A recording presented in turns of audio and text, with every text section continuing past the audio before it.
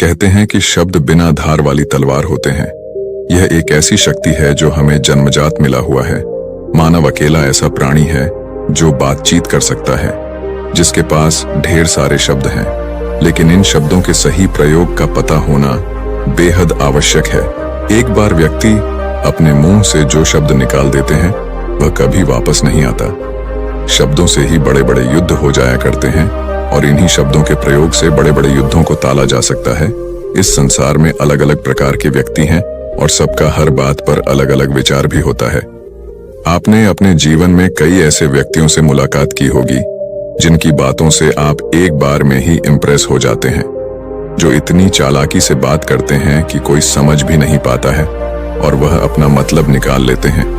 क्या आपने कभी उनके बोलने के तरीके और शब्दों पर ध्यान दिया है? दरअसल वह कुछ ऐसी बातों का ज्ञान रखते हैं जिससे वह एक बार में ही आपको इम्प्रेस कर लेते हैं। अपने बातचीत के तरीके को बेहतर बनाना बहुत जरूरी होता है ताकि हम इस दुनिया में अच्छे से सरवाइव कर पाएं, क्योंकि कई बार बातचीत का अच्छा तरीका पता नहीं होने के कारण हमें नुकसान उठाना पड़ता है, जबकि सामने वाला व्यक्ति बिना किसी ठोस शक्ति के भी अपने बातचीत के तरीकों से बड़े बड़े काम निकलवा लेते हैं और सही तरीका पर न होने के कारण हम पीछे रह जाते हैं। आइए आपको बौद्ध सन्यासी और एक युवक की कहानी के माध्यम से बताते हैं कि बातचीत करने का सही तरीका क्या होता है और किस प्रकार से आप अपनी बातों से दूसरों को सहमत कर सकते हैं। एक समय की बात है, एक घने जंगल के किनारे एक गांव था। उस गांव में एक व्यक्ति रहा करता था। वह व्यक्ति दिल का बहुत अच्छा था, सभी की मदद करता था, किंतु उसके साथ एक समस्या थी कि वह ठीक प्रकार से बात नहीं कर पाता था। उसकी आवाज में कोई समस्या नहीं थी, लेकिन उसे बातचीत के तरीकों का बिल्कुल ज्ञान नहीं था। कब क्या बात करनी है, किस अंदाज में बात करनी है, सामने वाले व्यक्ति को वह किस प्रकार से अपनी बात मनवा सकता है, यह सब तरीके उसे बिल्कुल भी नहीं आते थे। एक बार उस गांव पर बड़ी मुसीबत आ गई। गांव में एक अलग तरह की बीमारी फैल चुकी थी जिसने सभी को अपनी चपेट में ले लिया था।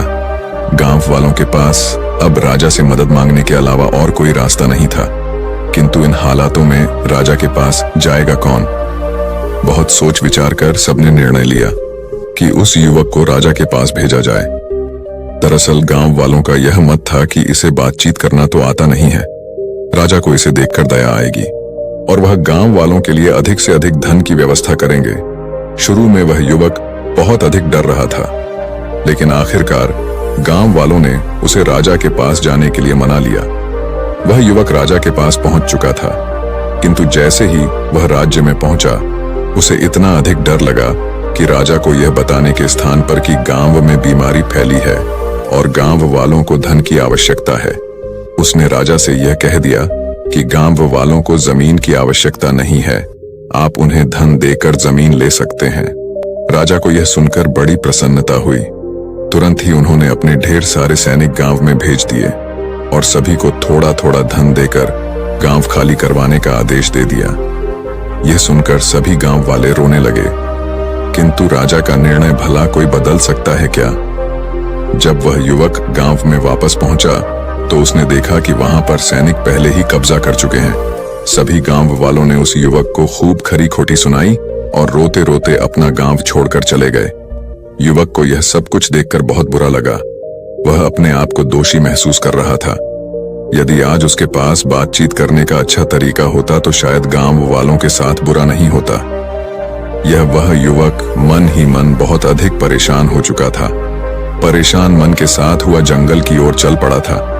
वह जंगल में काफी दूर तक आ चुका था और उसे पता भी नहीं लग रहा था। तभी उसने देखा कि एक बौद्ध सन्यासी बहुत ही आत्मविश्वास के साथ पेड़ों से बातचीत कर रहे हैं। उसने मन ही मन सोचा कि यहाँ मैं इंसानों से ठीक प्रकार से बात नहीं कर पा रहा हूँ और यह बौद्ध सन्यासी पेड़ों से इस प्रकार की धारा प्रवाह बात कर रहा है। वह युवक वहीं पर रुक गया और छुपकर बौद्ध सन्यासी को देखने लगा। जब बौद्ध सन्यासी ने पेड़ों से अपनी बातचीत समाप्त कर ली तब वह युवक की ओर मुड़े।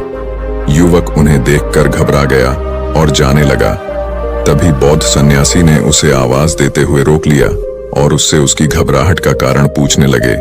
तब उस युवक ने बताया कि उसे ठीक प्रकार से बातचीत करना नहीं आता है, इसीलिए अब वह किसी से बात नहीं करेगा। उसकी इस कमजोरी के कारण पूरा गांव दंड भोग रहा है। सभी को अपना घर छोड़ना पड़ा है।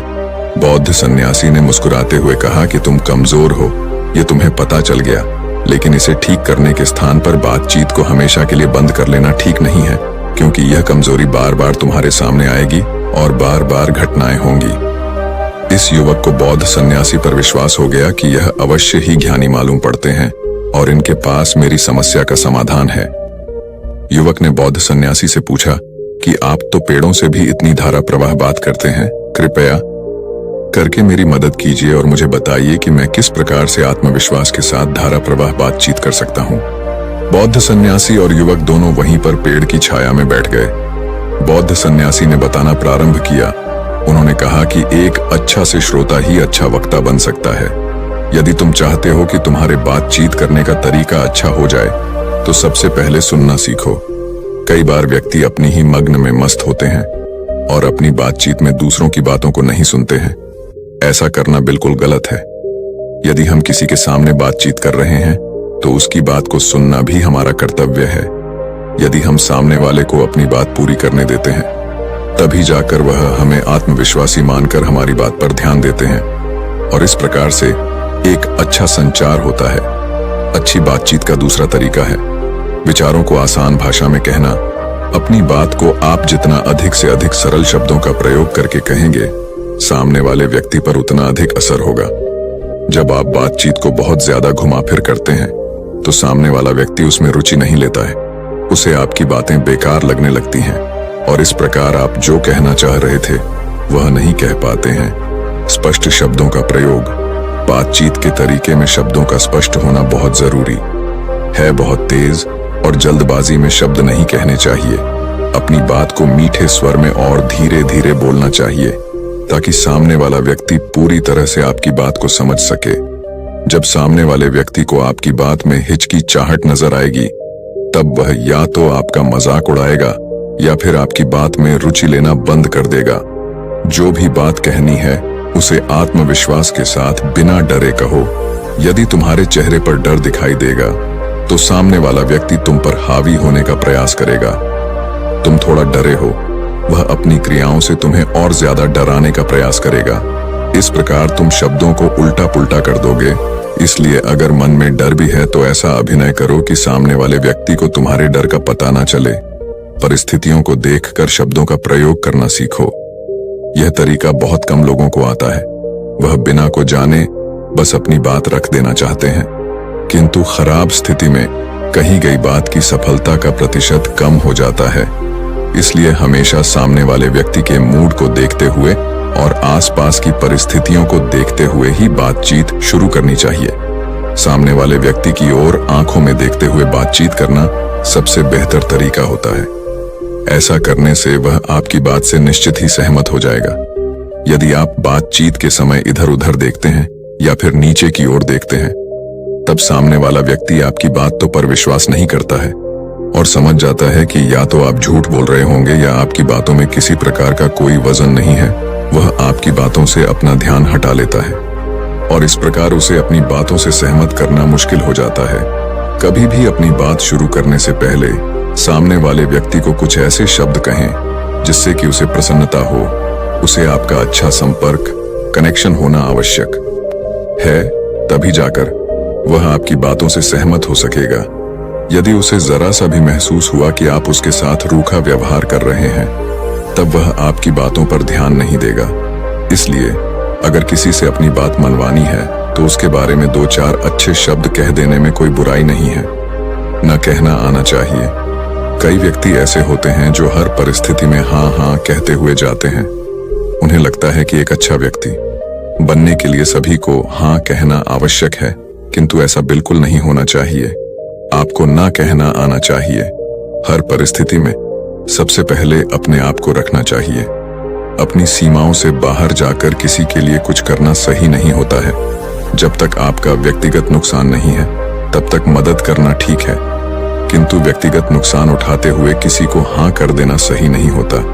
न कहना भी एक मजबूती का प्रदर्शन माना जाता है। इसका प्रयोग अवश्य करें। जहां जरूरत हो वहीं पर बोले। कई व्यक्ति ऐसे होते हैं जो दूसरों के मामले में भी बिना मतलब के बोलते रहते हैं। ऐसा करने से वह अपनी वैल्यू ही घटाते हैं। कभी भी ऐसे मामलों में नहीं बोलना चाहिए जिसका सीधा संबंध आपसे ना हो। यदि आपको उस मामले में बोलने के लिए आमंत्रित किया जा रहा है तो दोनों पक्षों की बातों को ध्यान में रखकर ही बोले। ऐसे शब्दों का प्रयोग बिल्कुल ना करें जो दूसरे व्यक्ति को दुख दें। दूसरों के मामलों में कम ही बोलना चाहिए। इस प्रकार बौद्ध सन्यासी ने उस युवक को बातचीत करने के सबसे अच्छे तरीके बताए। उस युवक ने बौद्ध सन्यासी को धन्यवाद दिया और कहा कि अब वह इन तरीकों का प्रयोग जीवन भर करेगा। साथ ही उससे जो गलती हुई है वह राजा के सामने जाकर इसे ठीक करने का पूरा प्रयास करेगा। दोस्तों, आपने आज के इस वीडियो से क्या सीखा वह मुझे आप कमेंट में बता सकते हैं। धन्यवाद।